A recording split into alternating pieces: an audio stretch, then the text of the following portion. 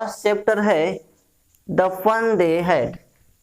ये चैप्टर उस समय की बात करती है, उस घटने की बात करती है, दो बच्चों की जिनको एक किताब मिल जाती है और वे बच्चे वो आज से तकरीबन लगभग 150 साल आगे की घटना का वर्णन करते हैं कि हमारे लाइफ में आगे आने वाली क्या होगी, किस तरीके से पढ़ाई होगी, वैसे घटना का इसमें वर्णन किया जाता है।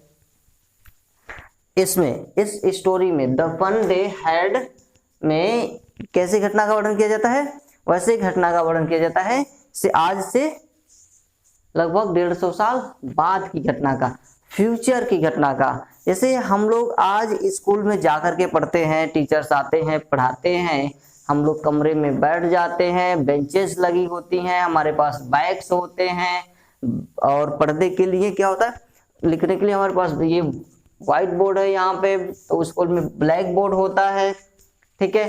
खेलने के लिए प्लेग्राउंड होता है, पार्किंग एरिया होता है।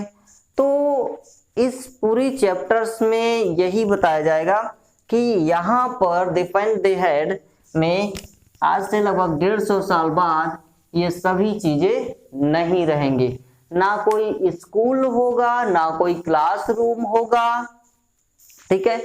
No classroom, no schools, no bags, no parking area, no playground, no classmate, no teachers, only on artificial teachers like a robot, ठीक है। क्या होंगे? रोबोट होंगे जो आपको कंप्यूटर्स पर पढ़ाएंगे। तो वहां पर आपको अपने घर पर कैद होकर के क्या करना है? पढ़ना है, और भी आपको अकेले रूम में कंप्यूटर या लैपटॉप स्क्रीन के सामने बैठ करके आपको पढ़ना होगा। उसी पे आपके आंसर्स आएंगे, क्वेश्चंस आएंगे, सभी चीजें आएंगे। ये बातें 2157 में आगे आने वाले समय में की जा रही है। ये उस समय की घटना बताई जा रही है कि आगे आने वाले फ्यूचर में ऐसी बातें हो सकती हैं, हमारे लाइफ इस तरीके से हो सकता है। क्लियर? ये इसका एक छोटा सा समरी रहा है, इसमें इसी पर बात की जाएगी। जो भी सब्जेक्ट्स आप पढ़ेंगे कब 2157 में यानी 150 साल बाद, वो क्या होगा, चाहे वो आप हिस्ट्री पढ़िए, फिजिक्स पढ़िए, केमिस्ट्री पढ़िए, कुछ भी पढ़िए आप, वो उस समय कहाँ पढ़ाया जाएगा आपको? वो आपको पढ़ाया जाएगा ऑन स्क्रीन। यानी ऑन स्क्रीन कहने का मतलब कि आप टीवी जो टेलीविजन जो टेलीबुक्स जिसको कहेंगे, लैपटॉप और स्क्रीन और लैपटॉप का स्क्रीन और मोबाइल्स हो जाएगा, ठीक है, उसको टेलीबुक्स भी बोलते हैं। तो उस समय जो प्रचलन होगी वो होगा ई टेक्स्ट का होगा, जिसमें आपको ई टेक्स्ट मिलेंगे, ना कि आपको बुक्स मिलेगा।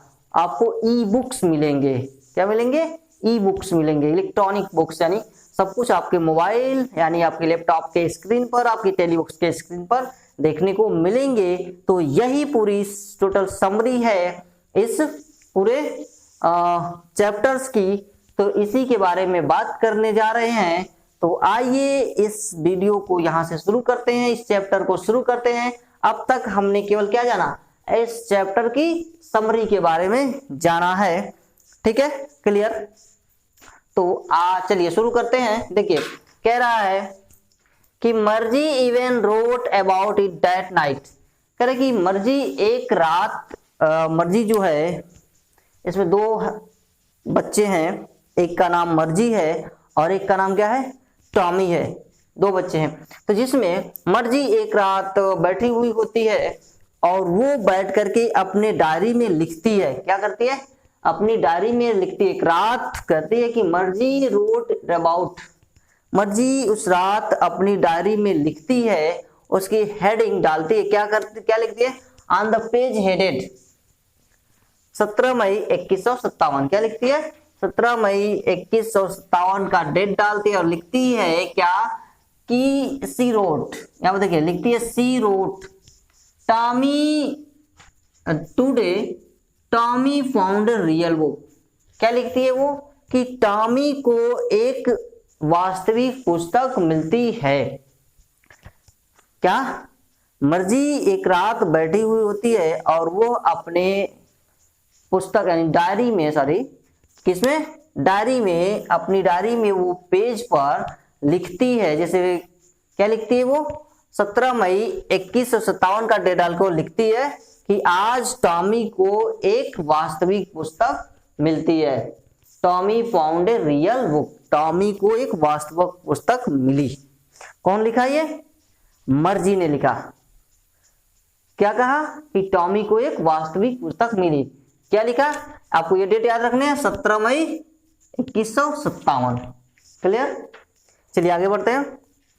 अब जो पुस्तक टॉमी को मिली थी वो पुस्तक, it was a old book, very old book, it was a very old book, वह एक बहुत ही पुराने जमाने की, पुराने समय की पुस्तक थी, बहुत पुरानी पुस्तक थी, इतनी पुरानी कि उसके जो पेज थे वो क्रिंकली एंड येलो हो गए थे। इस तरीके का कुछ पुस्तक थी। जैसे मान लीजिए, तो यहाँ पर कहती है मर्जी कि it was a very old book. अब जो टॉमी को बुक्स मिली वो बहुत क्या थी? पुरानी थी। मर्जीज ग्रैंडफादर, देखिए यहाँ पर मर्जी ग्रैंडफादर, मर्जी के दादाजी वन साइड कहा करते थे दैट की when he was a little boy, जब वे छोटे बच्चे थे। कौन? मर्जी के दादाजी कहा करते थे कि जब वे छोटे बच्चे थे, यानी मर्जी के दादाजी जब छोटे बच्चे थे तब। हिज ग्रैंडफादर, यानी कि मर्जी के दादा के दादाजी, मर्जी के दादाजी जब छोटे बच्चे थे तो कहते थे कि मेरे दादाजी मुझसे कहा करते थे, देखिए टोल्ड हिम, यानी उनसे कहा करते थे कि that there was a time, वो एक समय था, when all the story, when all the story, जब सारी कहानियां were printed on the paper, किस पर छपती थी? पेपर पर छपा करती थी। Printed on the paper means paper पर, यानी अखबार में छपा करती थी, कागज पर छपा करती थी। जैसे कि हम लोग इस समय बुक्स में पढ़ते हैं, किताबों में पढ़ते हैं, इस तरीके का किताब पढ़ते हैं। जैसे अभी ऊपर लिखा है ना, today Tommy found a real book, तो टॉमी को इस तरीके का कुछ रियल बुक्स मिला था जो 2157 में ये बुक्स उनको दिखाई नहीं देती है। वो इस बुक्स से वो नहीं पढ़ते हैं। वो किससे पढ़ते हैं? तो उन्हें रोबोट पढ़ाते हैं और उनके पास केवल एक स्क्रीन, ऑन स्क्रीन होता है, यानी कि टेलीबुक्स होता है, उस पर वो लोग पढ़ते हैं, कंप्यूटर्स होता है। ठीक है, क्लियर?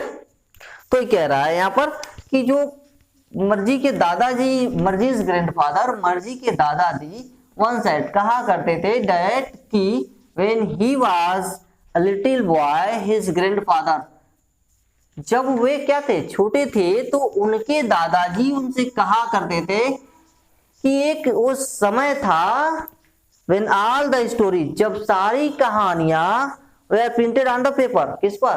पेपर पर छपा करती थी। कह रहा है कि जब मर्जी के दादाजी छोटे थे तो कहते थे कि मेरे दादाजी मुझसे कहा करते थे कि सारी कहानियां पेपर पर छपा करती थी। क्लियर? ओके, आगे देखिए। They turn the page which were yellow and crinkly, जब उनको वो बुक्स, यहाँ पर उनको जो रियल बुक्स मिली थी तो उनको क्या किया? दे टर्न द पेज, तो उन्होंने क्या किया? इस तरीके से, कुछ इस तरीके से उन्होंने पेज को पलटना शुरू किया। तो जब वो पेज को पलटे, they turn page, turn page का मतलब पेज को पलटना, यानी जब वो पेज को पलटे तो विच, जो were yellow and crinkly, yellow and crinkly, यानी कि वे पीलापन उसके पेज में आ गया था, पृष्ठ में जो बुक्स मिली थी उस बुक्स का पेज जो है पीला हो गया था, एंड क्रिंकली, और तुड़ा मुड़ा यानी झुर्रीदार, यानी झुर्रियां पड़ गई थी, उसमें झाइयां पड़ गई थी। Clear? And it was away fully funny, और पढ़ने में बड़ा ही वो क्या लगता था? अजीब लगता था। क्या लगता था? अजीब लगता था। बड़ा अजीब का मतलब उनको बड़ा मजा आता था, एक तरीके से कहें तो उनको बड़ा मजा आता था। तो रीड वर्ड्स, उन शब्दों को पढ़ करके, क्योंकि वे शब्द जो थे that stood still instead of moving the way they were supposed to। क्योंकि वे जो शब्द थे चलने के बजाय क्या होते थे, स्थिर रहते थे। जैसे स्क्रीन पर क्या होता था कि जो वर्ड्स होते थे वे लगातार मूव होते रहते थे, बट हियर इज, यहां पर जो वर्ड्स थे वो उनके पुस्तक जो उनको मिली थी उसमें वर्ड्स मूविंग नहीं करते थे। जो ये वर्ड्स है वो मूव नहीं कर रहे हैं, ये एक जगह स्थिर है। तो यही कहा गया है कि उनको वर्ड्स पढ़ने में मजा आता था, और वे वर्ड्स दैट स्टूड यानी स्टिल यानी स्थिर खड़े रहते थे, मूविंग यानी चलने के बजाय। दे वे सपोज्ड, जैसा कि वे लोग मानते थे इस बात को कि वे क्या होता था, जैसा कि इस बात को वे क्या करते थे, मानते थे कि जो वर्ड्स हैं वे वर्ड्स क्या होते थे, वे चलने के बजाय क्या थे, स्थिर थे। यानी स्क्रीन पर जैसा वे चलता था वर्ड्स वैसा नहीं है, पुस्तक में क्या थी, वर्ड्स छपे थे जो स्थिर थे। क्लियर? कहाँ पे, ऑन स्क्रीन पे। देखिए यहाँ पर है ऑन स्क्रीन, यू नो, जैसा कि आप क्या है, जानते हैं। कह रहे कि जैसा कि आप जानते हैं स्क्रीन पर वर्ड्स जो थे चलते थे, लेकिन किताबों में जो वर्ड्स थे वो क्या होते थे, वैसे कि वैसे ही स्थिर पड़े रहते थे, वे हिलते तक भी नहीं थे। तो इतनी बातें आपको समझ में आई होंगी। एंड उसके बाद देखिए, and then when they turn back to the page before, जब इसके पिछले वाले पेज को उन्होंने पलटा तो it had the same word on it, तो इस पर भी वही शब्द थे, the same words on it, तो इस पर भी क्या थे, वही शब्द थे, that it had when they read in the first time, जब उन्होंने पहली बार उस शब्द को पढ़ा था तो उस पर भी क्या थे, वही शब्द छपे थे जो उन्होंने पहले पढ़ चुका था। क्लियर? मुझे उम्मीद है कि इतनी बातें आपको समझ में आई होंगी। यदि इस पैराग्राफ 1 में कोई डाउट हो, इसके एक्सप्लेनेशन में यदि कहीं कोई वर्ड समझ में न आया हो तो आप हमें कमेंट बॉक्स में अवश्य बताइएगा कि हाँ ये वर्ड हमें समझ में न आया, और इसे एक बार फिर से बताने की कोशिश करें तो हम आपके प्रॉब्लम को सॉल्व करेंगे। ओके? अगर कोई डाउट हो तो कमेंट बॉक्स में अवश्य लिखें।